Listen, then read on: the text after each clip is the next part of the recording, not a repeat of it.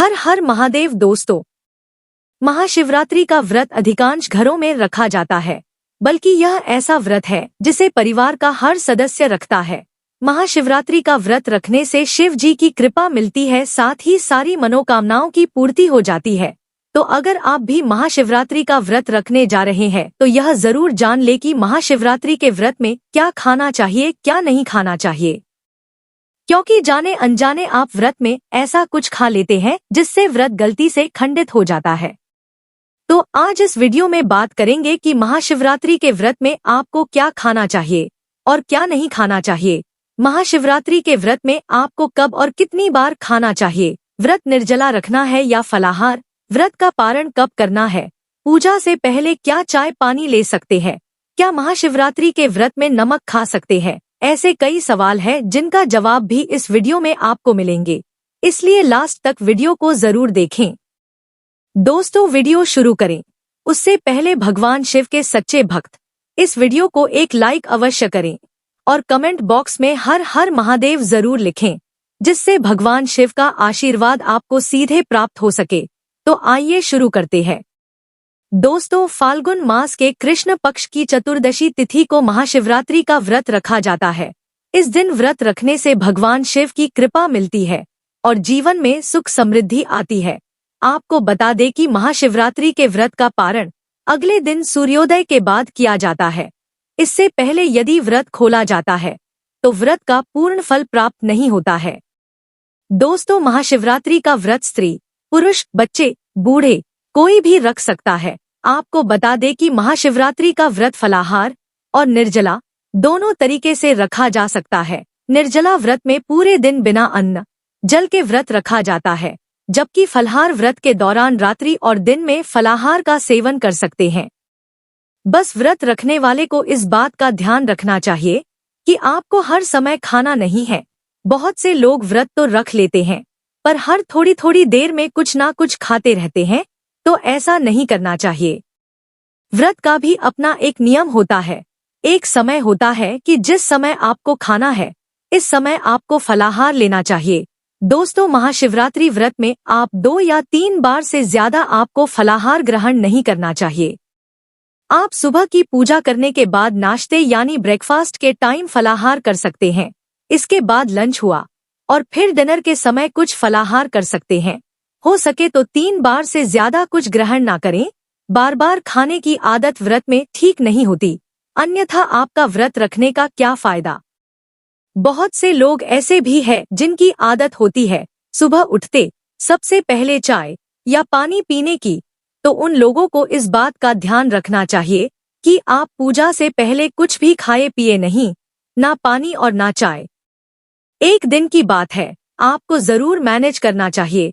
आप चाहे तो महाशिवरात्रि के दिन जल्दी पूजा कर ले ताकि चाय पानी ले सके। अब ये सवाल भी अक्सर पूछा जाता है कि महाशिवरात्रि का व्रत मीठा रखना है या नमकीन। दोस्तों, एक बात और बता दूं कि कुछ लोग महाशिवरात्रि के व्रत में नमक का सेवन नहीं करते। अगर आपको नमक के बिना कोई प्रॉब्लम ना होती हो तो आप महाशिवरात्रि का व्रत मीठा कर सकते हैं। इस दिन हो सके तो नमक का सेवन ना करें, और अगर जरूरी है, कोई हेल्थ इश्यू है या आप जॉब में जाते हैं, तो आप सिर्फ एक टाइम ही नमक का सेवन करें तो अच्छा रहेगा।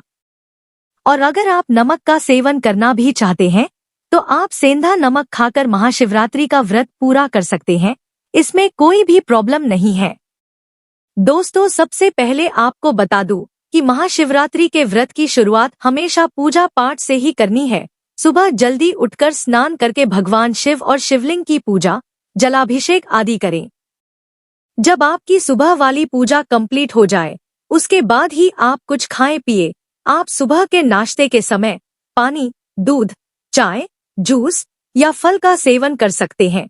इसके साथ आप चाहे तो मूंगफली या ड्राई फ्रूट्स फ्राई करके खा सकते हैं, या बहुत से लोग आलू के चिप्स या लच्छे वगैरह भी ले लेते हैं। इसके बाद आप बीच में कुछ ना खाएं, सीधे लंच और डिनर टाइम में ही फलाहार ग्रहण करें। चलिए अब जान लेते हैं कि आपको व्रत में कौन से आटे का इस्तेमाल करना चाहिए। तो दोस्तों, आपको महाशिवरात्रि के व्रत में कुट्टू, सिघाड़े या राजगिरा के आटे का इस्तेमाल करना चाहिए। इससे आप चाहे तो पकौड़ी, पूरी पराठा, कचौड़ी, हलवा, चीला यह सभी चीज या बर्फी आदि बना सकते हैं। आपको जो खाने में अच्छा लगता हो आप वह चीज बनाकर खा सकते हैं। चलिए अब जानते हैं व्रत में किस तेल में खाना बनाएं। क्योंकि तेल को लेकर बहुत ज्यादा लोग कंफ्यूज होते हैं और वह गलत तेल में व्रत का खाना बनाते रहते हैं, जिसकी वजह से वह जाने अनजाने अपना व्रत खंडित भी कर लेते हैं।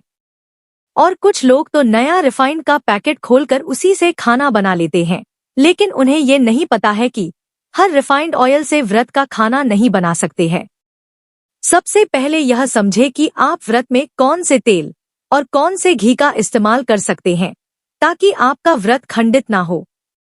तो आपको बता दें कि आप तेल या घी में सिर्फ देसी घी या घर का बना हुआ मक्खन या फिर मूंगफली का तेल, जैतून का तेल या फिर बादाम के तेल में ही व्रत का खाना बनाएं तो अच्छा रहेगा। इन सारे तेल को फलाहार की श्रेणी में रखा जाता है, लेकिन वही बीज से बनने वाले तेल को व्रत में खाने से परहेज करना चाहिए, जैसे सरसों का तेल, सनफ्लावर तेल, सोयाबीन तेल, अलसी का तेल आदि। ये सारे तेल व्रत में बिल्कुल भी नहीं खाने चाहिए। चलिए अब जानते हैं कि व्रत में कौन कौन से मसालों का इस्तेमाल करना चाहिए। इसको लेकर भी काफी कंफ्यूजन होता है।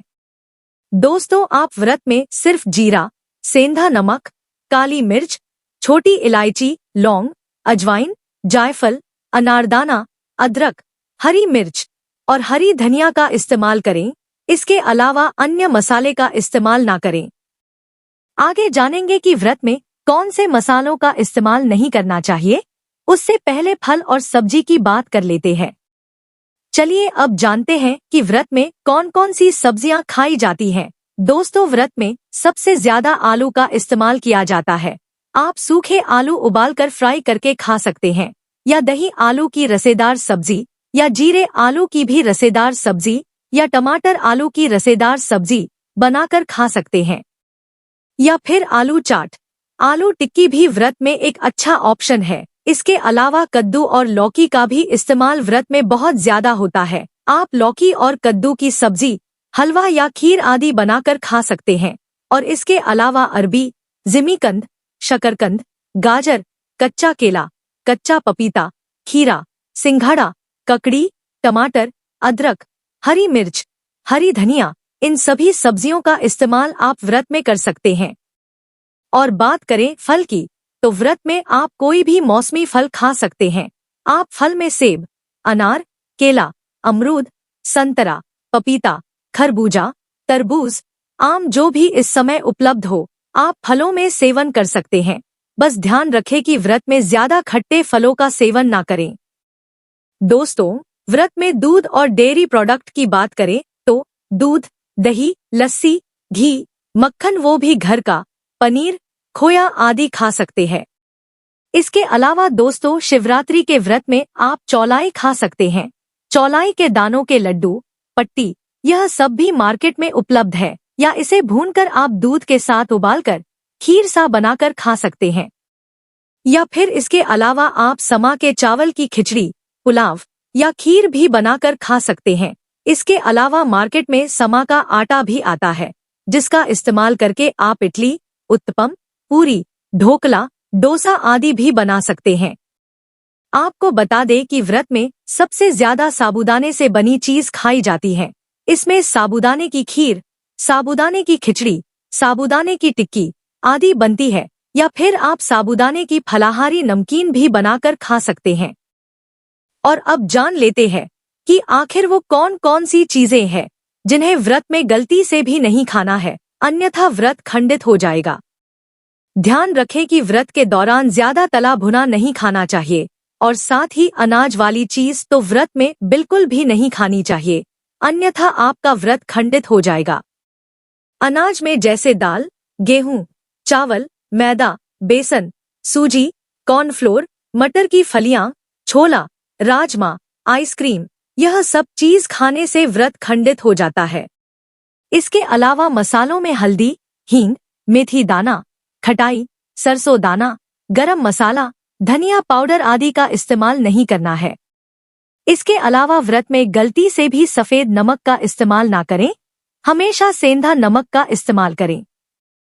और इसके अलावा ध्यान रहे कि व्रत वाले दिन भूलकर भी घर का कोई भी सदस्य अंडा, मांस, मछली, मदिरा का सेवन ना करे। नशे की कोई भी चीज जैसे तंबाकू, पान, बीड़ी, सिगरेट, इन सब चीजों का इस्तेमाल घर में नहीं करना चाहिए, या जिस व्यक्ति ने व्रत रखा है उसे भी इन सब तरह की चीजों से दूर रहना चाहिए। इसके अलावा व्रत में दुर्गंध वाले खाद्य पदार्थ यानी तामसिक पदार्थ का सेवन वर्जित है, जिसमें प्याज, लहसुन और मूली शामिल है। बहुत से लोग मूली व्रत में खाते हैं, लेकिन मूली व्रत में नहीं खानी चाहिए। व्रत में मशरूम, बैंगन, फूल गोभी, पत्ता गोभी, ब्रोकली, भिंडी, तोरई, बीन्स और प्याज के पत्ते जैसे तामसिक पदार्थों का सेवन नहीं करना चाहिए। व्रत में पत्तेदार सब्जियों का सेवन भी नहीं किया जाता है। दोस्तों, कुछ लोग महाशिवरात्रि के व्रत में प्रसाद स्वरूप ठंडाई में भांग मिलाकर भी पीते हैं, क्योंकि शिव जी को भांग अति प्रिय होती है। लेकिन आप बिना भांग के भी व्रत में ठंडाई पी सकते हैं। व्रती को भांग का इस्तेमाल नहीं करना चाहिए। दोस्तों, एक बात बता दूं कि महाशिवरात्रि का व्रत भगवान शिव को प्रसन्न करने का दिन है, इसलिए आप इस दिन खानपान से ज्यादा पूजा पाठ में ध्यान लगाएं, ताकि भगवान शिव आपके व्रत से और पूजा से प्रसन्न होकर आपकी जो भी मनोकामना है उसे शीघ्र पूरा करें। तो दोस्तों, यह जानकारी आपको अच्छी लगी तो कमेंट में हर हर महादेव जरूर लिखें, और अगर आपका कोई सवाल है तो उसे कमेंट बॉक्स में अवश्य पूछ लें। और इस वीडियो को लाइक करें, शेयर करें और साथ ही साथ चैनल को सब्सक्राइब करें। धन्यवाद।